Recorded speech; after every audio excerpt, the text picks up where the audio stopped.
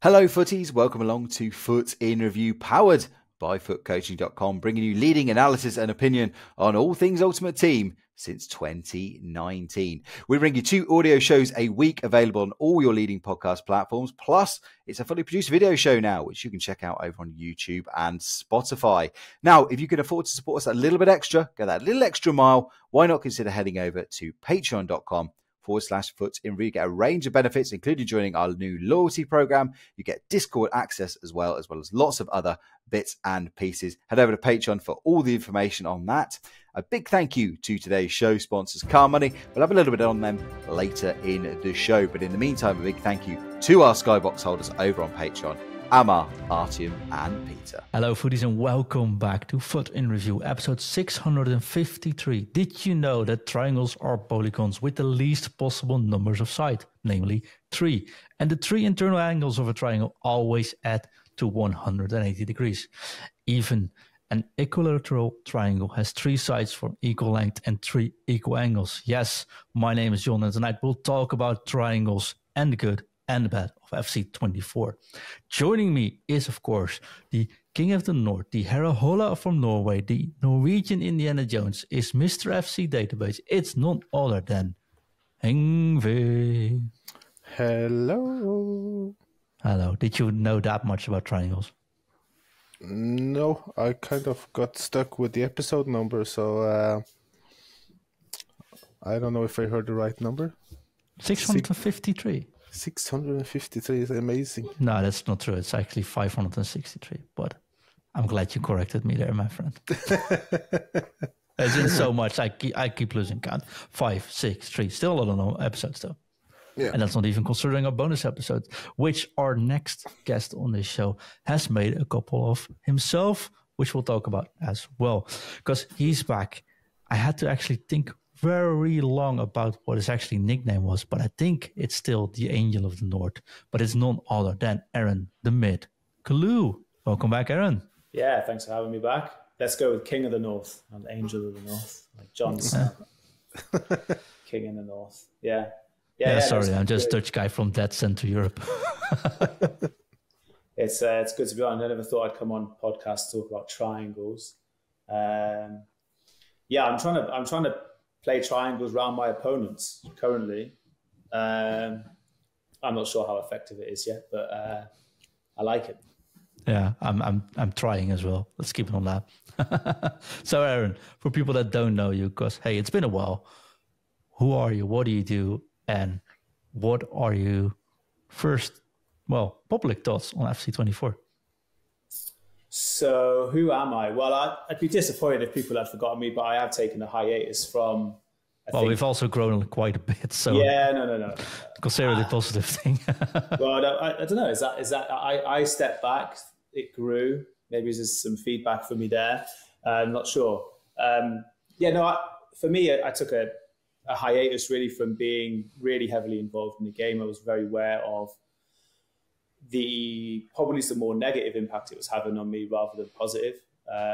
And it can be quite a consuming game itself. It can be quite a consuming community. And I don't mean that as a criticism by any stretch of the imagination. And actually, some of the stuff I've learned, the power of community actually can have a real positive influence. And I just wanted to take a step back, and you kind of really gave me some breathing space, which I hugely respect for that. It was really, really important. I've not slept since that day, though. That's that. And I now wanted to kind of get back in the scene. I wanted to get back to kind of playing, really, and I wanted to just play low-key and just really wanted to try and enjoy the game, I think. And I kind of, that break and that learning, I just went on a journey around me and everything to do with the game, good and bad. And I thought, you know what, I'm going to come back this year, completely different approach. And I really enjoyed the first season. I have to say I started 2 weeks later than everybody else. And I think that kind of enjoyment and finding a way to enjoy it really helped, really helped. So yeah, I've got nothing but positive things to say about the game. That's cool, because we got a lot of questions about the negativity in the game, which we'll be addressing as well. So tonight, we'll of course talk the promo. We'll leave that mostly to the King of the North. Triangles, I did not see that one coming. But hey, time for something new. It might be very good. And we got a lot of sent in questions, but also I want to discuss some topics currently in the game. Just, for example, gameplay. I want to see if you guys think it's good or not good and decide or actually discuss why you think that is. So we might have some different perspective of certain topics, which if you don't know Aaron and myself, we very much get along, but we never agree on anything at first time anyways. So that might lead to a couple of good discussions. And hopefully, Ingve, you can keep the middle ground here. I'll do my best. Ingve, we have to start, of course, with the week in review. Our recurring Friday topic. What do you think about this week in FC24? I'm sorry, I'm trying not to be super negative or anything, but it's been a little bit trying. Testing my patience, I guess, because I kind of had fun playing, and then the new patch hit, and EA decided they wanted to adjust the crosses, the whipped crosses, which is one of the things that I really have enjoyed using while playing, and now it's completely destroyed. So yeah, it's like a kind of kick in the nuts, that one. So a little bit disappointed by that. Not a little bit disappointed. You're extremely disappointed. Very sad. You genuinely sound like you've lost a loved one there with the whip crosses. Yeah, it was. I really enjoyed using the crossing. I didn't spam them like crazy, but I kind of could use it as an option to get some attacks in a little bit earlier if the opponent stepped out a little bit, and then that cross behind them and usually a goal. So it gave me a lot of more attacking options, which I found fun, and I love crossing and scoring headers and volleys with the strikers or any other players as well. And since I can't, I've tried to do the cutbacks, but I can't score them for some reason. So that was kind of keeping the game really fun for me as well. And now it's like losing a loved one, yeah. You must be the only one who can't score a cutback, Ingve.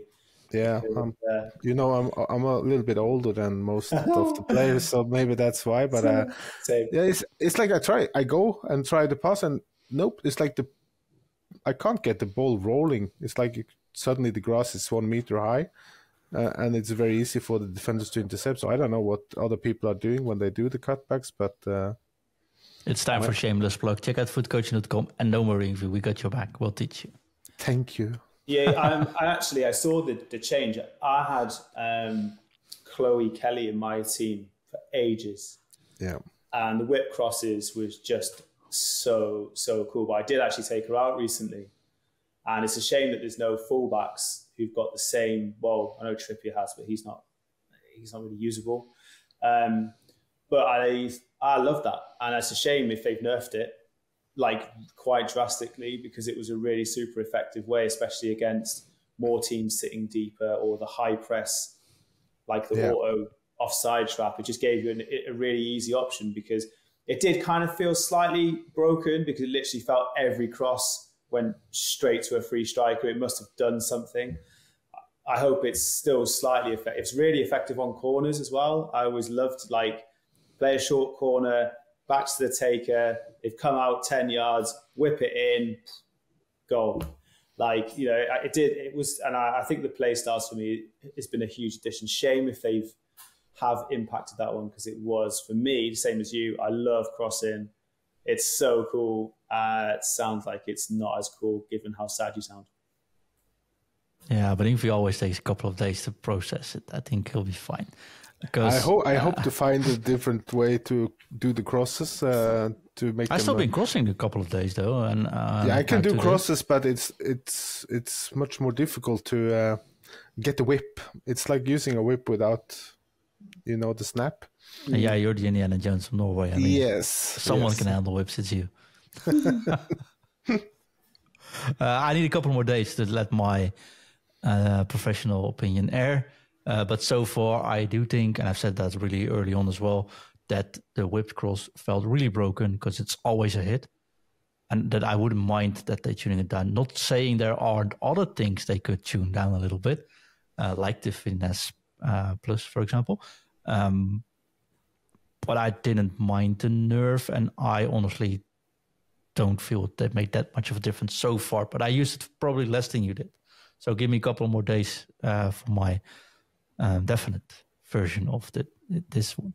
I would say actually this was a pretty good week in FC24. I think we got some pretty cool content out. I don't like Centurions, but they still didn't get any. Like, the only thing that's really bothering me sometimes is the extreme negativity. Well, we're getting content left and right now. It's been very negative on socials, for example. And it's almost a crime if you try to say something positive. So that's why we tried today is show multiple visions on certain aspects. Highlight the positive and the negatives. That leaves us content. So we start with the content and then discuss the good and the bad. I wanted to make the good, the bad, and the ugly, but someone said to me that I can't do the latter. So just do the good and the bad.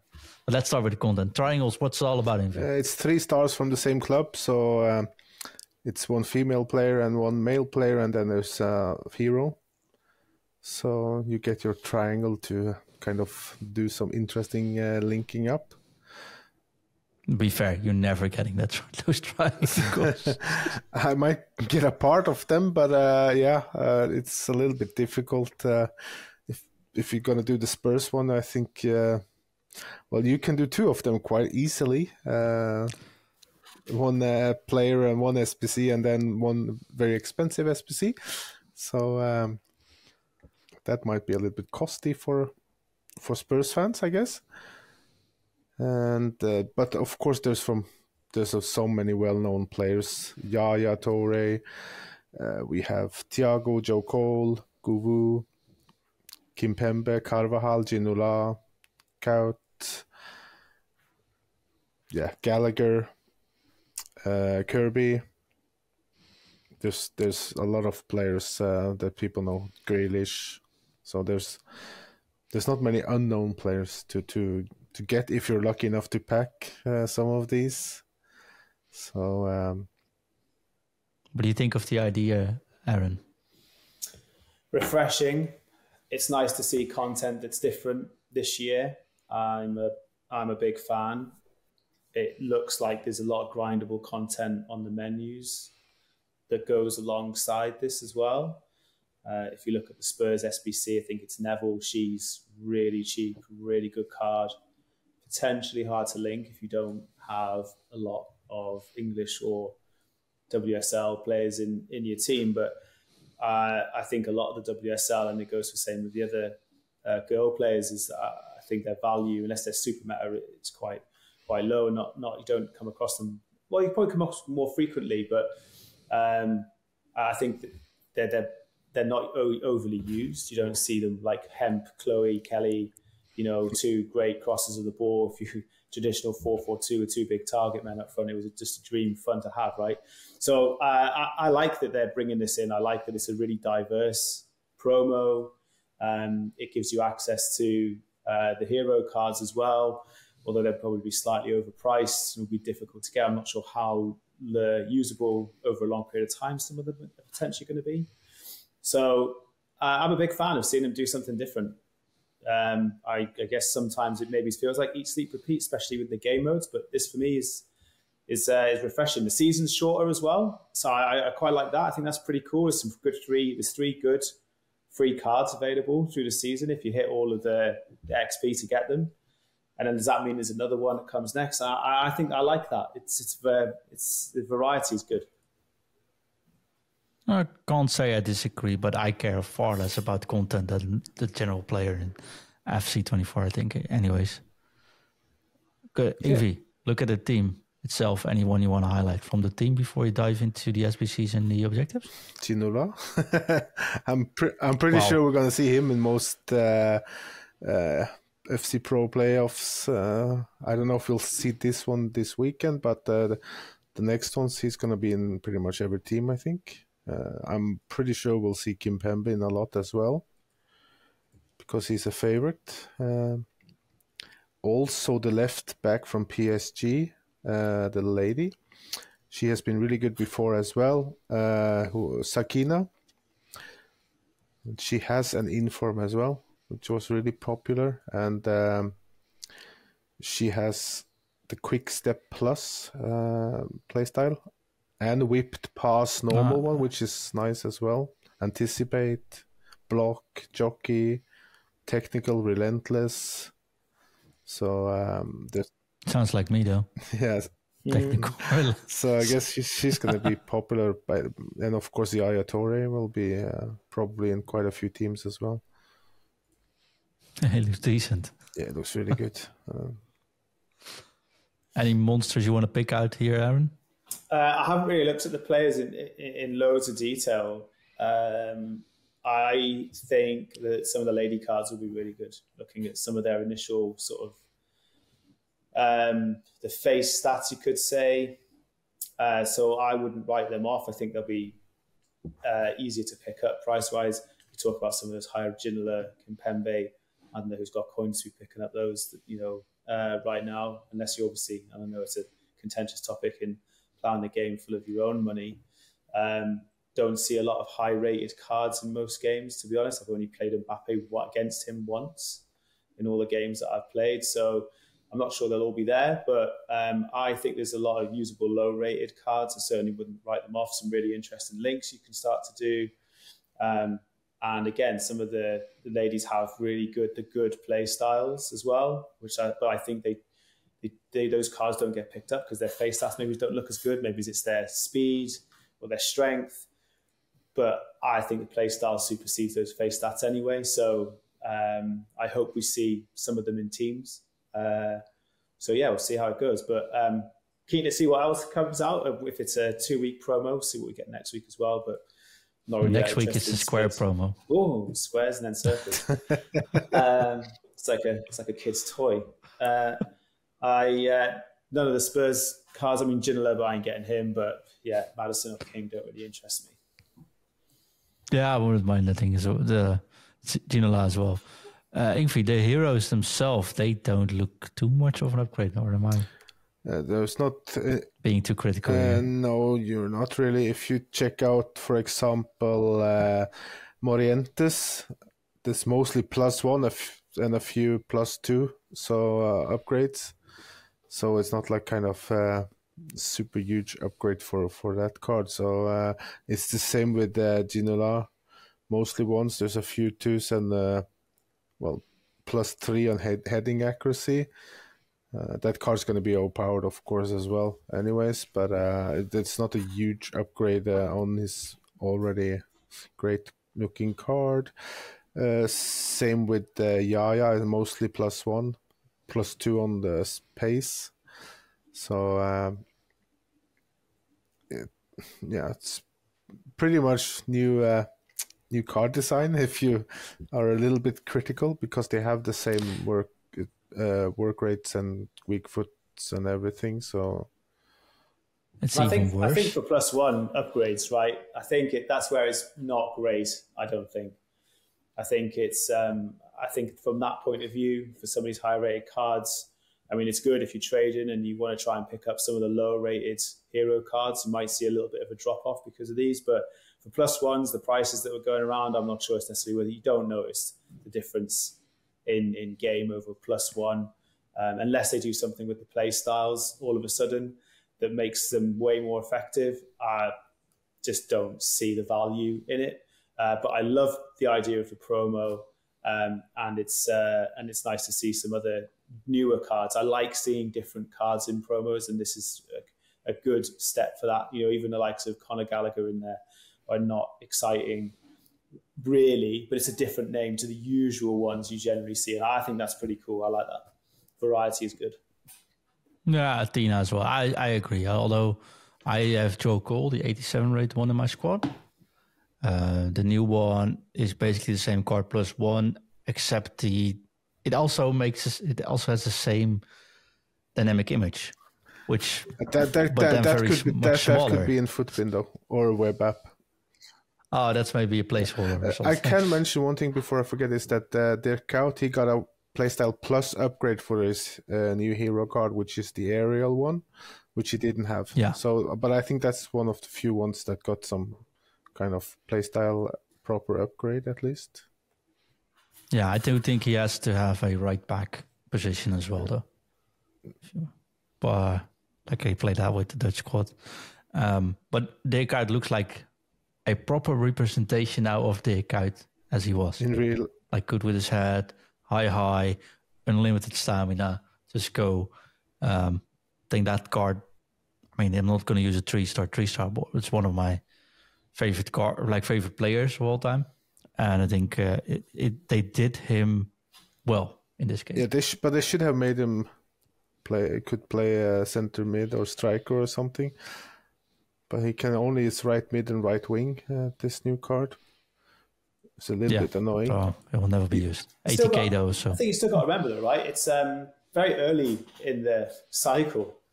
It's a 50, not far off a 52-week game cycle of like really frequent content. It's only week 7, I think 6, 7 or 8 potentially. So I think it's I think we're week 8, right? Yeah, week 8. I think it's pretty decent that we've won the promos that we've seen in a short space of time. And this is new. It's good that we're seeing some heroes in there. Granted, they haven't had a huge boost, but at this early on, I'd be very surprised to see that. I think last year when it was the World Cup, we saw ones that did kind of, they felt like super good compared to the base one. So I think this is a start. And I think if you look in 2 or 3 months' time, we'll probably see some really juicy hero upgrades based on these ones. I think if you pack one, great. Will I be going all out to try and sell my club or, plowing loads of my own money into to try and get one? Definitely not. I just don't see the value. I would, though, be tempted to try and pick up some of the lower rated cards, the ones that you maybe haven't used before, really check out their play styles. We know this year, smaller, more nimble cards are way more effective. And that's where I think the girls add a really fresh dimension to play in this year. Could be. Ingve, I forgot about a piece of content this week, which we should have mentioned. Well, which one? Pundit picks. Pundit picks, yeah. Yeah, we got a pundit pick SBC. Anthony Gordon. Now try it again and then be a little bit more enthusiastic, just like the real pundits. Yes, we got Anthony Gordon, pundit pick, player SPC. Great looking card. I'll help you. But yeah. No, that came out of nowhere though. Seriously though, that came out of nowhere. Yeah, it did. But what is this, a new promo? What's going on here? I quite like the idea, honestly. But it's fresh, right? It's unpredictable. I think it's cool. I would just want to know who picked it. That would be cool. Well, Aaron did. He's a Newcastle card, eh? Well, let's be honest, Ingve. So the premise of it was that it's Sky Sports picking players based on one match, season so far, contribution that they've made. I think it's a really sound pick because Anthony Gordon has had an incredible season. And yes, I've done the SBC as I'm collecting as many Newcastle cards and Evos as possible, or that are usable. He's not the best in game, let's be honest, but that's where I'm trying to play with a bit more fun rather than just chasing the kind of same old cards, because what's the point in that? And he's pretty cool. He's got a decent shot on him. He can do reasonable amounts of skills, given that I don't hit all the top tier ones all of the time. Reasonably tall, quite quick. You see meta? Absolutely not. Worth the value? Probably not. But it's pretty cool to add to a team of like Callum Wilson, who's free, Botman, who's getting upgraded, Isak, who's been upgraded already. So, I think it's cool. Yeah, you're just enjoying life. I'm biased, obviously. Yeah. Well, still, I mean, it's cool. I think it's, when you be objectively about it, I think it's too expensive. I think it's not very much a good card to use in a current game. But from a fan perspective, 100% agree. And it doesn't hurt bringing cards like this as SBC's in. Anyway, I'm pretty sure you can do an evolution on him later as well. So it should be possible to upgrade him a few times, I guess. Yeah, and that's also really cool, right? Because evolutions, we kind of don't know what all the trajectory is going to be or the opportunities out there over the course of the full cycle. So hence why a card like this now might not be overly usable, but if you do him and then in a couple of months' time, all of a sudden he becomes really effective card, then everyone will be like, oh, should have done it. And it wasn't, I would assume most people had the low-rated fodder in their team probably to be able to do this. But I also think it adds a really good dimension of unpredictability, which is good because we get so used to the same cycle. And it is 90% the same cycle, but 10% new and exciting. I think it's good. If it was like, say, an Arsenal card, I potentially could have looked at it anyway because it might fit the team. But I think it's a good thing to embrace. And I think it sets the tone for what the rest of the year is likely to be like as well. Definitely. Well, talking about breaking the cycle, we have to break this cycle for the ad break. But after the break, we'll discuss the good and the bad of FC24. We answer some questions because there's a lot of people asking, how can you have fun in this game? And we can all see and hear Aaron is definitely having fun in this game. So maybe he can help out with that as well. So we'll be right back after this. This show is sponsored by CarMoney, the car finance ninjas, fighting to make cars affordable and accessible for everyone, no matter your financial situation. Nikki, the car finance ninja here, compares the top car finance lenders in both the UK and Australia to get you the best possible price so you don't have to, and they can get you approved fast. All you need to do is choose your new car and drive away happy. Get in touch with one of their friendly ninjas and start your car finance journey today. And we're back. Aaron, did you enjoy your first ever Foot in Review ad break? I think it's possibly one of the best ad breaks I've heard. I'm really glad. We've been practicing hard on this. Well, we've been trying hard to get sponsors in, and now we have to make sure the breaks are good as well. Ingve, had a good one? Very good, very good. I also remember that we got 2 Player of the Month SPCs today as well. Maybe you should. Definitely, and not tiniest one either. So one expensive and one not so expensive. So I guess I won't be doing any of them, but Salah is around 960k and Martinez is 95. So yeah, nice to have, but yeah, I can't generate fodder. So yeah, if I can buy the non-informed Salah, it's not that big of a difference. So. No, I think that's Salah is a pretty good card in this game. Yeah, that's a really good card. So.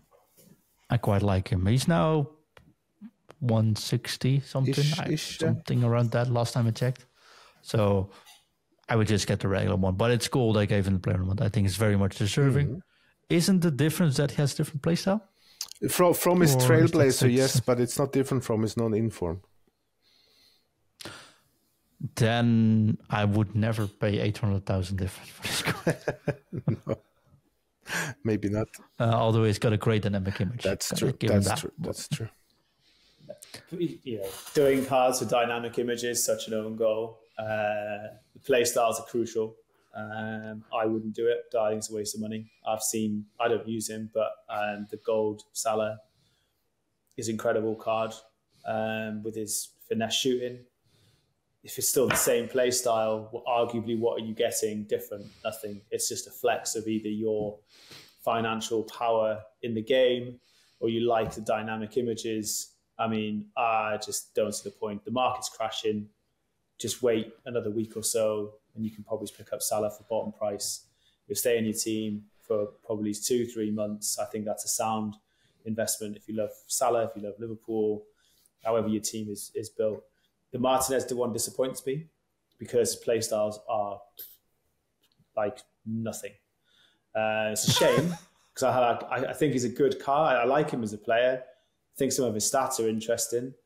Just the playstyles, just like what is there that's really going to add value in the game. So I actually think it's probably a waste of fodder.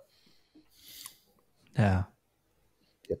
I don't disagree, Ingve. No, instead of doing the Martinez SPC, I would just go and buy the upgraded Trezeguet because that's a really good card. And don't tell anyone. Yeah. Don't tell them. Super cheap, super good, super fun. Super good. Yeah, he's super good. He's scoring lots of goals for me and a fun card as well. It's. I literally just bought him because I was afraid you're going to mention it on the podcast. Cool. Have we got that much market influence now? Yikes. We wish. Jeez, let's have a look. How much he has now? It's probably 80k or something. Yeah, 80k. Well, right now he is. Oh. Is he that good? His play styles aren't that great. No, but it works. Acrobatic, eh? Yeah. Well, yeah. If you cross a ball in the box, he volleys everything on the first touch, so it's a goal pretty much. So. Crossing's dead. 4-star though. Yeah. 6'2", good body type. Yeah, he makes good finishing. Work rate a bit. Drift. Put him on drift wide, and he makes really good runs into the box. Easy to find him, and he finishes well with his both feet, and he can score headers. So plus, yeah, good positioning. Yep. One of the best dynamic images in the game. There's some good dynamic images on the icons this year. Really cool, to be fair. Definitely. So I traded in Haaland for him. So let's hope he's right on this one. I'll let you know in player in review next week. Anything you want to add about promo, Ingve, before we go into a deep dive? If FC24 good and bad? No, it's a decent start. So gonna be cool to see if they do more of these. Some surprises would be nice. All right. Talking about surprises, Aaron wanted to come on today to talk about good stuff and bad stuff, but he very much likes many things. I want to name a topic, and I want to hear from you guys if you think it's good or bad in FC24. And this is something we can continue all year long. So we won't go in all the topics because we also have a lot of sent-in questions. But I do think we can have a little bit of a discussion here. Discussion number one, or topic number one, is 71 depth. Do you think it's good or you think it's bad in FC24? Ingve, 71 depth, good or bad?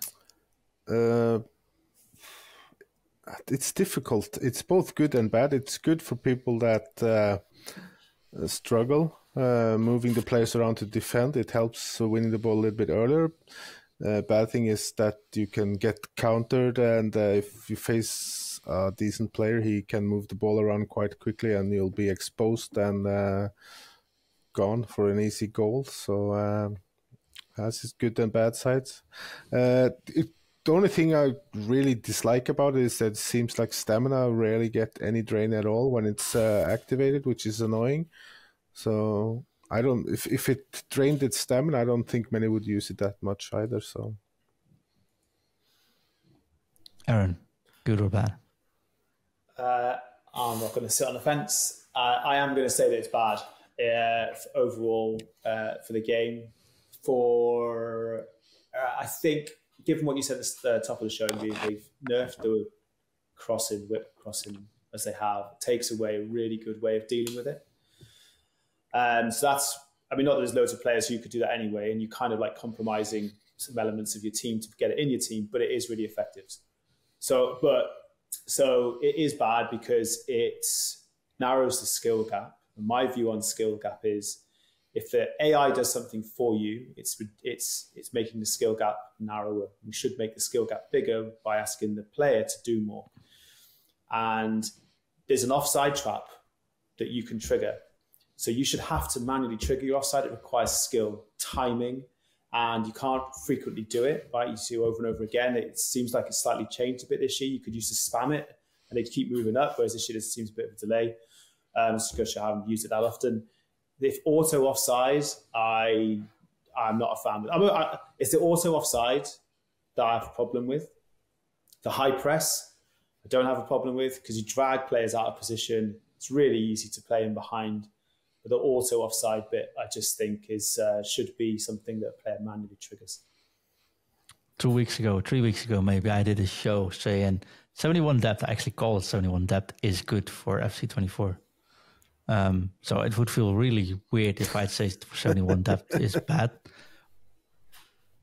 But there is some, occurring insights, I think, if that's something, ongoing insights. I can pretty much beat it most of the time. And I'm not top-notch player. I think it's a boring way to play. But I've coached a lot of players in the last 2 weeks, which say mainly their frustration is the fact it doesn't require, like Aaron says, much skill to pull off, to be able to play like that. And it doesn't feel like something you'll see on the pitch where everyone just swarms everyone. And when teams get it right, like Liverpool was able to do for a long time. City does from time to time. Feyenoord did, for example, against Lazio. And then you're like, this is actually pretty cool when you do it. It's really cool. Now everyone is able to do it without requiring a skill, I think, like Aaron said. So I'm not mad it's in the game, but I can understand more now, a couple of weeks later, that it's tiresome to play against all the time. I feel like they could be close to actually making it reasonably effective, especially with the high press, for example, if they linked it to play styles. So if I'm sure, and again, I'm not an expert on all the play styles because I've tried to avoid immersing myself in every detail. But if you have like Relentless, for example, as your play style, if you had a team of Relentless, you should then be able to play that way really well. And that would be pretty cool because it means those players have more value to fit your style of play, which would be really cool. But that's not the case. You've got players who's got really poor stamina still able to pull it off. So I feel like they'd be close if they could link it to that. I think we all know that the way that the game is coded and coded on top of each year and each version means they can't do that. So it's not really something to expect. So it could be cooler. It won't be, but I do think it's frustration. I do think people will step away from playing the game because of it. It was there last year. I don't know why we kind of surprised. There was an auto offside trap. So it's not like something brand new, but it's boring to play against. It is boring to play against. And that was one of the reasons why I stepped away, because I found it really frustrating playing the same player every week. Yeah. I think the general consensus is it's bad for the game, but it's pretty much doable to deal with it. Right? Okay. The different formations in the game. Is it good or bad? I think this is one. Like Ingve, you often go back to the same formations. Yeah, but I try different ones. I think it's a good thing that you have lots of options because if you play for a while and then it's feeling like, okay, I'm kind of getting stuck here and struggling, and okay, maybe I should try something different, and it kind of, you notice new things about the game when you change the formation and maybe a little bit on the setup as well, and that's, I think, is a good thing. Because I see more different formations now than what I did on 23 at least. So I think that's a little bit refreshing at least. And there's like not one super meta that everybody used because that was really boring. So I face all kinds of formations now, and I like to have an option to do different stuff if I wanna during the game as well. And for me, it's part of why I'm trying to find the game fun this year. So I kind of like season 1 for me, I used 4-4-2, and I actually didn't do anything with the custom tactics. I just left it as it was, default on everything. Because the more I do, the more I tweak, I noticed the more I get frustrated by it. So I thought, it's for the players, the game's designed. And I thought 4-4-2 was really cool. I loved, obviously, I talked about Kelly at the start of the show. The whipped crossing was really cool. If you had someone tall at the back post, headers, brilliant, loved it. And this season, I'm trying 4-4-3-3, not really one I'd particularly go to. But I'm trying to I'm investing a little bit more in tweaking some of the custom tactics. So that naturally comes with a little bit more frustration because I'm invested more in it. But I agree with Ingve. The variety of formations is great. There isn't a single meta. 4-3-2-1 or 4-3-2-1 was OP last year. Everyone used it. So boring. This year, it's still in the game, but I think this is where there's a benefit potentially of play styles because you can counter it with the boosts it gives to defenders. So it's quite narrow. I think it defended as a 4-4-2 last year, if I remember correctly. You could tweak it. This year I haven't seen anybody do that. So it gives you loads of opportunities on the wing. So where it feels like you're suffering in the middle, you're benefiting on the wings. So I feel like it counters it quite nicely. And then that's because games become quite ping pong. I've noticed a lot of games with quite high scoring. And that's what I love. I actually realized when I took my hiatus was one of the things I was trying to rediscover was why do I like the game? What do I love about playing this game? And what I love about playing this game, and I've noticed I can feel it when I'm playing, is scoring goals.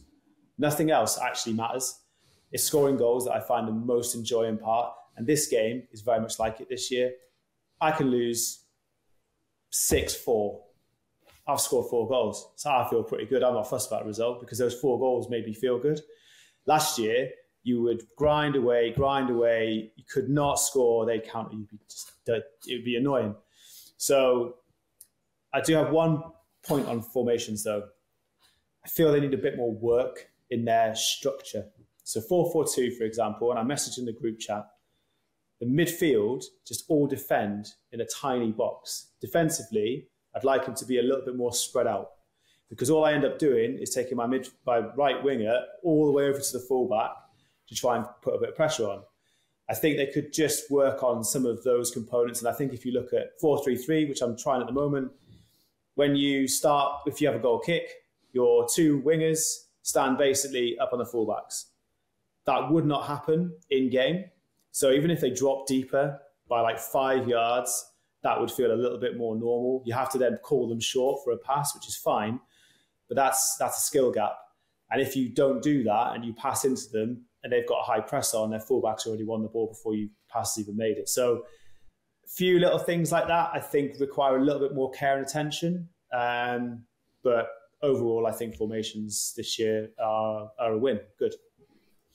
I 100% agree, but I have 2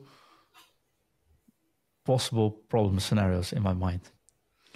The first one, what I really don't like is the first 30 seconds of a match, of the first 30 seconds after kickoff, any kickoff, because basically everyone just tuned their brain down to 0, like zombie mode.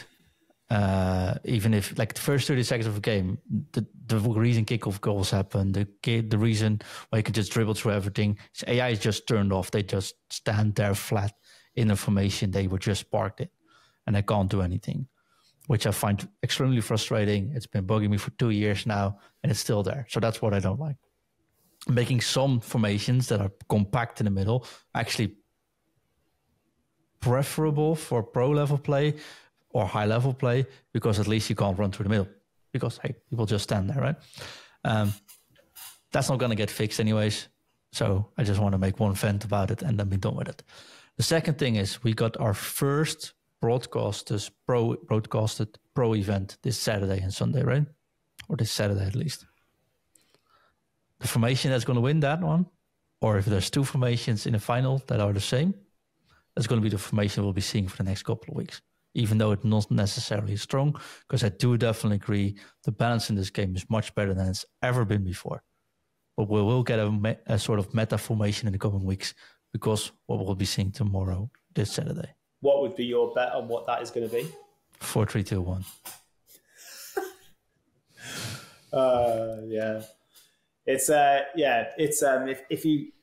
if you struggle to manually defend, or if you're not using team press or second man press, and neither I'm overly efficient on, even though I'll try, or you're really dialed in, your player switching's a little bit off.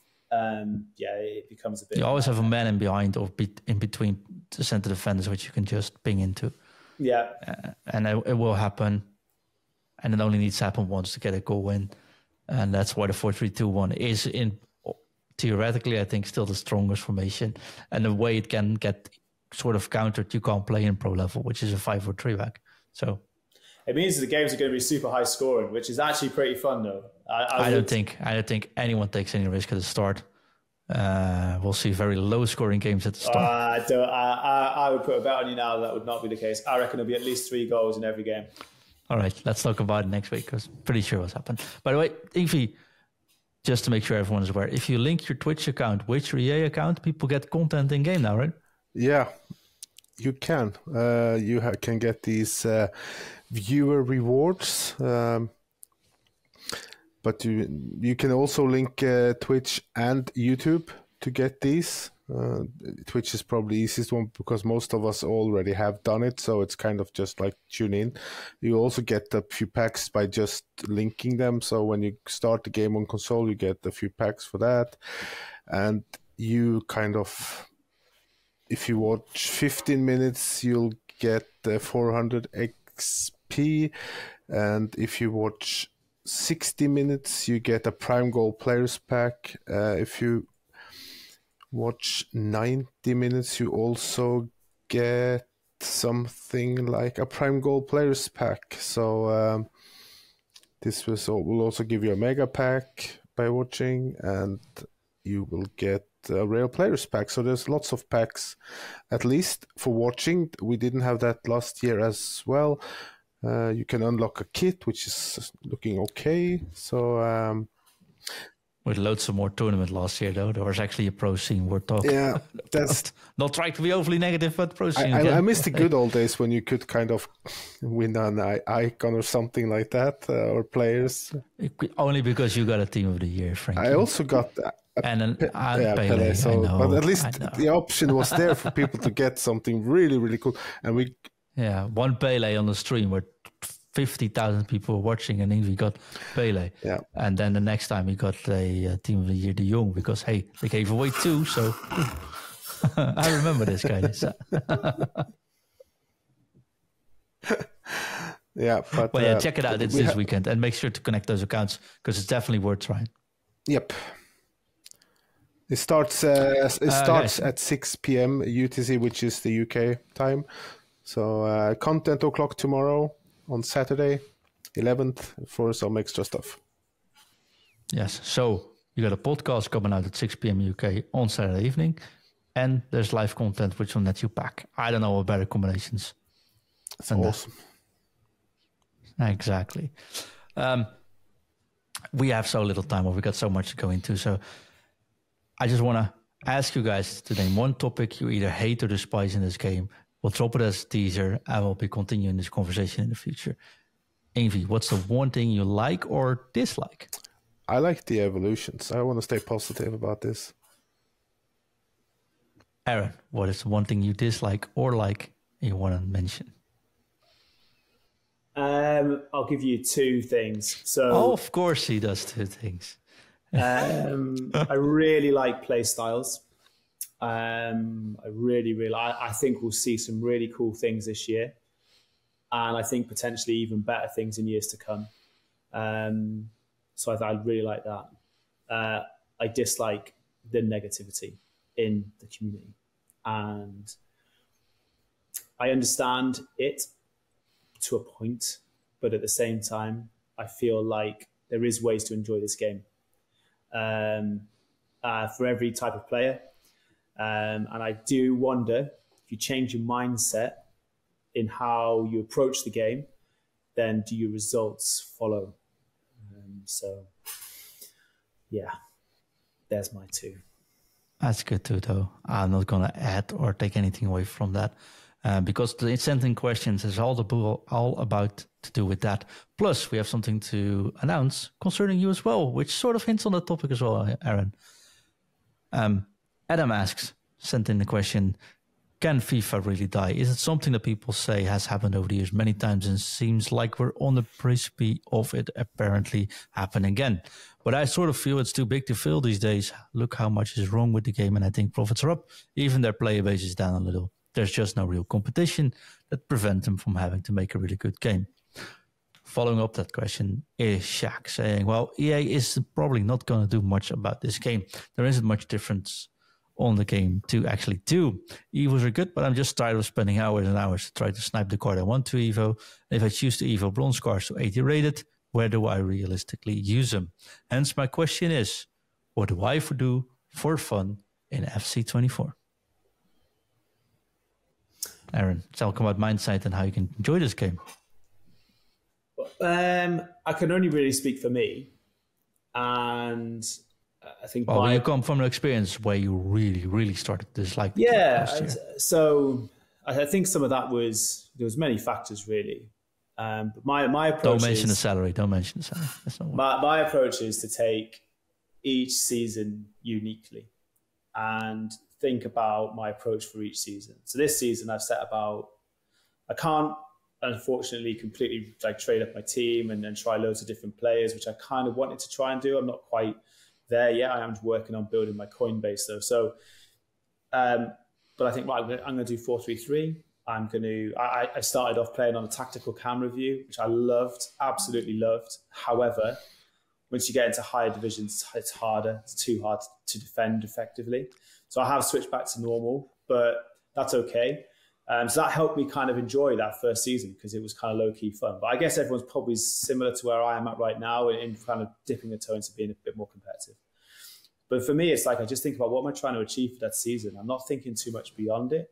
I'm embracing all of the objectives and doing them and earning the XP and getting the card and the packs. And I'm not sweating if I don't care if I don't pack a great card. I love the Evos because I can Evo players that I want to. And I'm not going after all the same ones. I'm choosing different ones. So that for me is, I'm playing it my way, on my terms. I'm not being influenced externally. I'm not chasing the meta.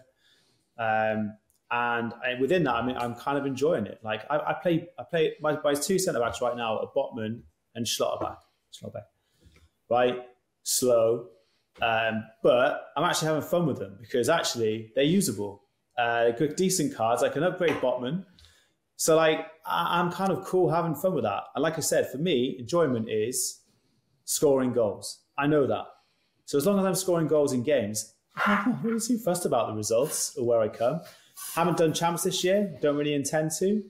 I'm embracing what I'm doing. Squad battles. I'm doing moments. I'm doing objectives.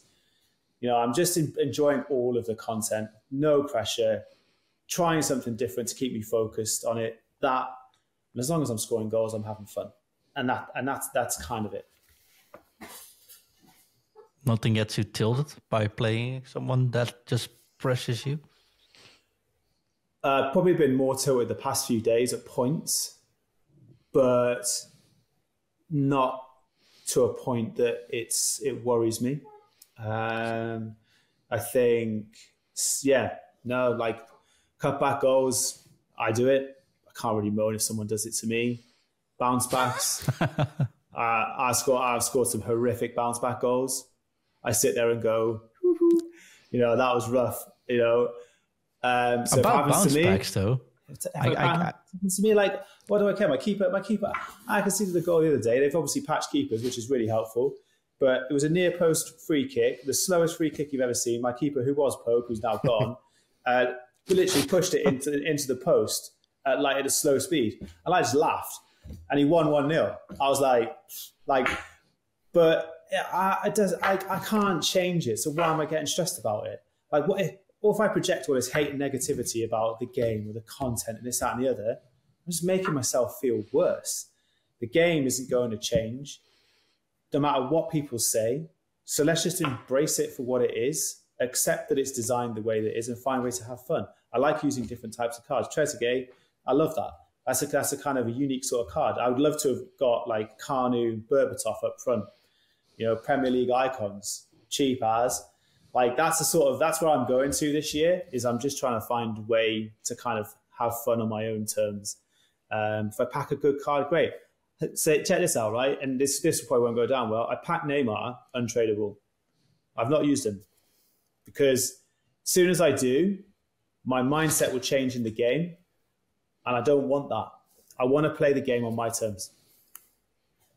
That's some 5-star moves there. Backing Neymar, not using him though. My competitive heart bleeds. But I am so applauding you for the way you look at this. The only thing I can say, and I've been having this conversation a lot this week with trainees, is try not to let something you don't have influence over influence you. If your opponent plays 71 depth and you're frustrated by it, try not to get frustrated by it because you can't make the opponent play something else. What you can do is practice on what you can influence, basically playing the ball around his press, taking the first step back and just punish the fact that he plays that way. Mm-hmm. And there are mechanics, sorry, John, to cut you off. There are mechanics in the game that are easier to use that can beat the press. And it's simple things. We know triggered passes is one, and it's probably a slightly harder one to learn. But once it's in your game. I really enjoy tapping and holding L1, and then the player drags the ball back. Right. So if I'm playing that type of player, I kind of stand them up, drag the ball back, they dive in with a tackle, and I'm gone. See you later. And you know, once you start to work on that kind of as part of your build-up phase, your transition phase, and your attacking phase, all of a sudden you create really cool chances because everyone's spamming tackle to try and win the ball. But as soon as they do that, they've committed. and they're gone. So I think it's like just finding ways within your skill level to kind of enjoy. You don't need to be learning like reverse elasticos, crazy skill moves. Don't. There's actually just some really cool build-up play. 1-2 passing, really effective as well. Like really, really effective. You can build some cool patterns with that. Again, because people are so focused on trying to spam tackle and win the ball back as soon as you play it, they're not watching the runners. So you can make really cool runs in behind and you can find them. So I think some of the classics are still really effective. I can actually hear your enthusiasm in your voice. So this move is this to hold L1 when you have the ball? So you tap it. Tap and hold. Tap L1. The player will stop with the ball in front of him. It's like a fake shot stop. Yeah. And then all I do is I then hold L1, and you can move it left or right, but I just move it back. So the player then puts the foot on top of the ball, drags it back. The player will tackle, not expecting you to do that. And then because they're committed, you can either pass or just dribble around them. Yeah. It's harder to do in and around their box. You've got to do it quicker, lots of more quicker taps on it. Because they, again, if you're up against Van Dijk, I mean, he's 3 defenders in one, so he's pretty much impossible. But again, it's just pretty cool to just stop because everyone's so aggressive. So if everyone's so aggressive, you just got to stop, let them move around you, and you kind of in. That would be my one bit of advice. When I'm focused on that, I find my gameplay is way more effective. Sounds fun. No, I think this episode is more about how to have fun in FC24 than actually triangles. And I did so much research on triangles before we started. But hey, knowledge is never lost, hey, once you have it. We got one more question from Chris. He sends in a question for Ingve. He says, with a lack of ways to generate fodder and overpriced SBCs, and EA definitely pushing players towards FC points, #PinThePoints, do the guys in Food and Review use trading discords or recommend them as a way to do SBCs, etc.? I recommend using our trading podcasts because they give very good tips. And I don't know, I wouldn't pay to join some kind of trading Discord when we have pretty much what we need where we are now. So I prefer to support our guys. Aaron's might have a different opinion there. I don't know. This is going to be really contentious, but in the purposes of being totally transparent. So Shaq and Dan have been really good at kind of giving me what I felt like was foundation to trade. And I learned a lot last year. Actually, I traded quite well. But this is another way that I've actually wanted to try and learn. I think one of the things I know about me now is I love learning. So I love learning new skill moves, even if I can't do them particularly well. But trading is something I really want to learn. So I did take the foundations of what Shaq and Dan gave. I did, and I have joined another trading Discord. So it might be slightly contentious, but it's really helped me embrace something new about the game, which I didn't really know before. And it's given me returns. And if I'm going to spend money in the game, I'd rather spend money on that than plan points in potentially packing something, but probably not. And you know, I've been like three weeks probably in. I've nearly 500k. I started with 20, so it's working for me and it's helping me give me another focus in the game. That's cool though, and I'm not saying anything negative about trading Discord. It's got like we do gameplay. Some people have more expertise with trading. I just take what Daniel and Shaq feed me, but I think they have a different approach. Their approach is definitely teach someone how to fish instead of, hey, these are the fish you should be catching and they're over here, right? Although we do have a cheat sheet which does sort of have that as well. And that's what I've learned actually is about the market. I think there's some really cool things in Footbin that I've kind of started to use. I'm understanding that a little bit more. So I'm learning to fish, but at the same time, kind of being told where to fish. And, you know, I'm not making big, massive money here. I had the plan to make 1 million coins by Christmas. Hopefully I'll try and achieve that. So, yeah, but again, it's another bit that I've kind of found to enjoy the game. I don't want to put any pressure on like Dan and Shaq. I know they're very busy people anyway, but I think from what I see within other Discords around this, there's a big appetite for it. and it adds a really cool dimension to kind of the game. If you can't pack the players, if you can then buy the players, it makes you feel a little bit better, I think. Yeah, and also, don't worry about the FOMO. You don't need to do every single SBC. Oh, no way. If there's an SBC you like, you'll probably be able to do it or grind towards it, because honestly, the big SBCs now don't stay on for 5 days either. So you can work towards them. Which is also really cool, And I've done one SBC this year so far. That's mad. No, I did Malangsar at the start of the game. And the Newcastle pick this week.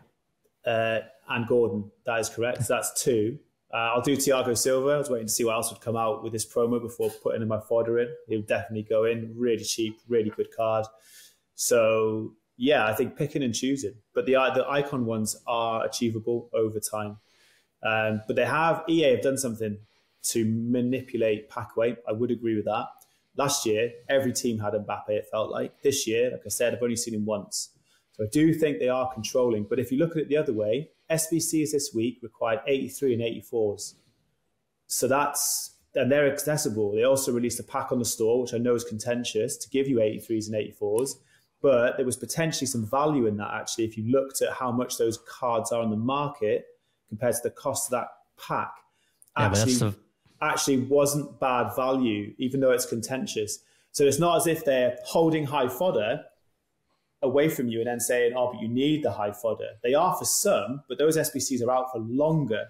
So I think they kind of price in based on it in the market. And they're also not releasing loads of meta cards. Like, Son is really good. He does come at a cost. He's very early in the game to have a card that good. Salah's going to be the same. But some of the others, I think they're okay and achievable. Yeah, but it is hard to do an SBC without going to the store.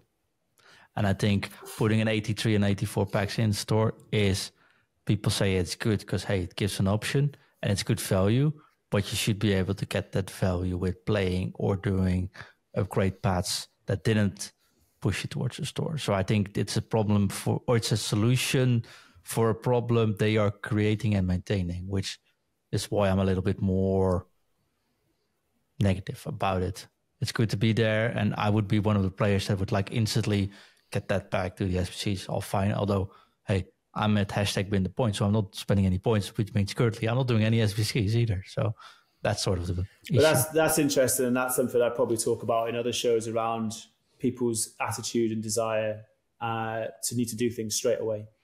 Definitely. And I think EA has caused this. Yeah, for sure. Aaron, we are running out of time because this is already going for an hour, but you have got something to announce for all the listeners. And basically also mostly for the patrons. Well, I think my main announcement is a return to coaching, but not technical gameplay coaching. It's more mindset focused, and that extends just beyond managing your games, but also thinking about your mood and how immersed you are in the world of FC24, and making sure that you get balance, and just maybe is getting you to shine the spotlight or hold the mirror up, is probably the better analogy, to use, so you can kind of look back and think, actually, what's my engagement levels like, and are there some small changes that I could make? That's a reflection on my own journey, my own learning. I've had an opportunity to experience the learnings of some experts, psychotherapists, neuroscientists, who talk a lot about addiction. Not so much in gaming, I'll be honest. Addiction comes more from your traditional addictive drugs and vices, but a lot of it is very relatable. And so I want to help anybody who is probably struggling with the game and not enjoying it. I think that's the starting point, and it's to find a way to enjoy the game. I'm not saying enjoy it my way. I just found my way because I found out what it was I like about the game and focusing on that. So, but if you're negative, if your mood is low, if you're just struggling, and maybe just have roles spinning over into a everyday life and you don't know it, then I want to help people there. Definitely. So what we'll be doing is, we can announce that we'll be doing a 3-part special episode series with Aaron coming out relatively soon. Episode 1 has already been recorded. You'll find that everywhere. well, soon enough, I hope. We'll make that series complete and add some fancy graphics and talk about all that. And you were opening a Discord channel for all the Patreons who just say hi and reach out, eh? Yeah, that's the plan. That'll come once the 3-part series is out, and then I'll open the door to talking about the mental side of the game and what we can do as a community to be more positive. I'm not saying it's a negative community. It's always certainly not. But I think it's just about finding enjoyment in the game. It's probably a better phrase. That's awesome, though. Looking forward to getting that up and running steadily.